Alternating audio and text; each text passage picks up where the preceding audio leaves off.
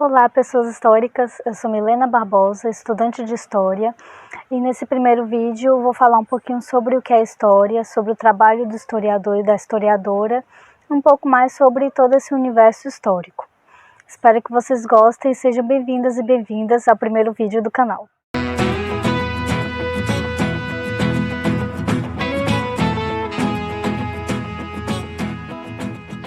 A história, ela também tem sua história, mas nos objetivos deste vídeo, ela chegou até nós hoje como uma ciência que estuda as sociedades humanas através do tempo, e esse tempo é o tempo passado, que não necessariamente é um passado muito distante, muito recuado.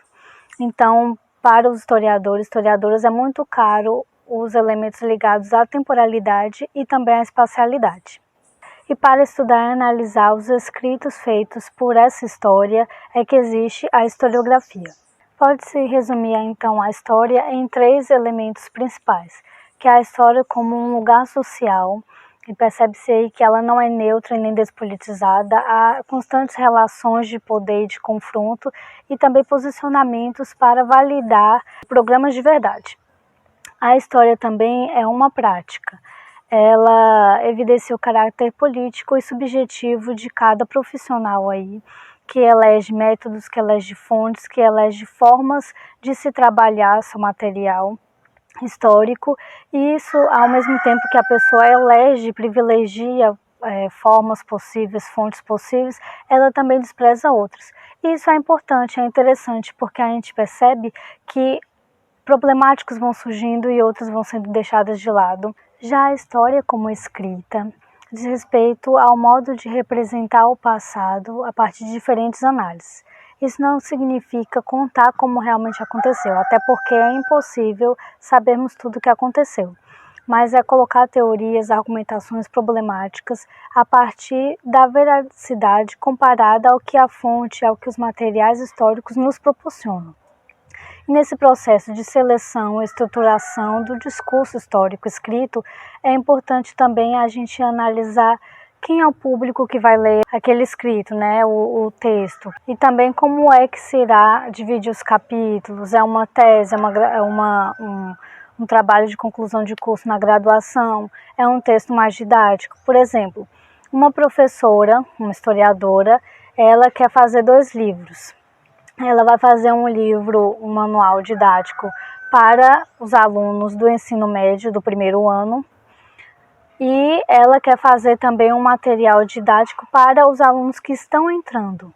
Apesar de que são séries próximas, né, o terceiro ano indo para a faculdade, mas é importante porque ela vai utilizar diferentes formas, diferentes metodologias para chegar a esse público. Então vai ser diferente, ela vai trabalhar para os alunos do terceiro ano como é estudar história, a forma que se estuda histórico, o que é história, o caminho da história que chegou até aqui. E para os alunos do primeiro ano, por exemplo, ela vai falar quais são os assuntos de história deles ali, vai ensinar um pouco mais sobre isso e não preparar eles para fazer uma faculdade. Nesse processo, uma outra etapa importante é a publicação. Nem sempre todos os historiadores, todos os profissionais têm a chance de publicar seus escritos, mas quando tem, é um processo complexo, né? Toda essa etapa editorial é importante ser observada, analisada. Quando você estiver com algum livro, vá pesquisar um pouquinho sobre todo o processo editorial, toda essa etapa que ele chegou até estar nas suas mãos. Às vezes um livro, quando o autor já sabe que vai ser publicado, ele tem que escrever de uma forma que se adeque aos processos de edição daquela empresa, e outras vezes não. Às vezes, por exemplo, tem trabalhos de tese, de dissertação, que eles são publicados posteriormente. Mesmo nesse caso, o historiador ele vai editar alguma coisa, vai revisar seus escritos antes de publicar. Mas, de qualquer forma, o caminho editorial é muito importante para a história como escrita.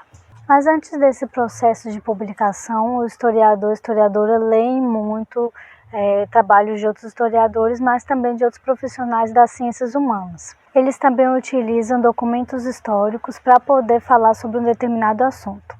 A diferença maior dos documentos históricos para fontes históricas são que os primeiros são qualquer vestígio humano, de qualquer natureza, em qualquer suporte, produzido pelo humano, obviamente.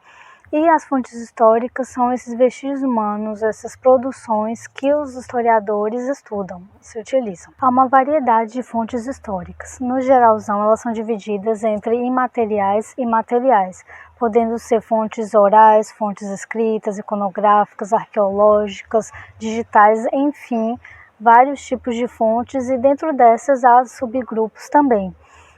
Normalmente, para cada uma delas e para cada um desses subgrupos, há uma metodologia, uma didática diferente para ser trabalhadas. Por exemplo, a gente não pode trabalhar uma fotografia do início do século XX da mesma forma que trabalha um manuscrito, sei lá, do século XVII. Da mesma forma também que não se dá para trabalhar todos os manuscritos de todos os períodos de tempo. De qualquer forma, há ainda uma outra divisão para essas fontes históricas, que é entre primárias e secundárias. As primárias são documentos históricos, fontes históricas que são do período em que está sendo estudado. Já as fontes secundárias são fontes de outros períodos que normalmente utilizam essas fontes secundárias ou falam delas, ou falam do período que está sendo estudado. Uma curiosidade aí, ou duas pelo menos, é que nem toda fonte antiga é uma fonte primária. A gente pode ter isso na cabeça, mas nem sempre isso é verdade. E outra é que dependendo de como se está falando, de que ponto de vista, às vezes uma fonte ela é ao mesmo tempo secundária e primária. Nesse trabalho com as fontes, o historiador não somente analisa externamente o documento, que é saber qual é o suporte do material, como foi feito, que outros materiais possíveis podem ter sido utilizados, onde foi encontrado, mas também a análise interna, quem é o autor, os autores, quais são as intenções, para quem que foi feito aquele documento, quais são os objetivos, mas também saber quais são outros elementos que não estão bem explícitos ali no documento, problemáticas que aquele documento pode trazer. Então, como você já deve ter percebido aqui, a história ela não se resume à análise de fatos, nem explicar tudo o que aconteceu, e também nem justificar as ações das pessoas. Por exemplo, Hitler ele fez o que ele fez porque ele é doido.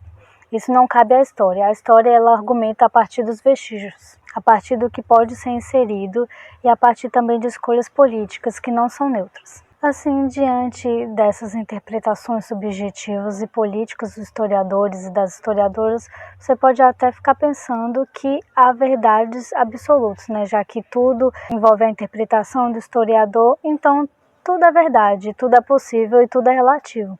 Mas isso é complicado e perigoso, porque isso exclui uma coisa que é muito cara para a história, que é o debate entre os historiadores e suas produções. Mas uma coisa muito importante do método histórico é que as argumentações e a interpretação a que o historiador chegou sejam acessíveis e verificáveis por outros historiadores, através das notas de rodapé, das referências e do trabalho publicado. A partir daí, então, há espaço para o diálogo, para a possibilidade de consenso e dissenso, o que torna a história ao mesmo tempo objetiva e também subjetiva.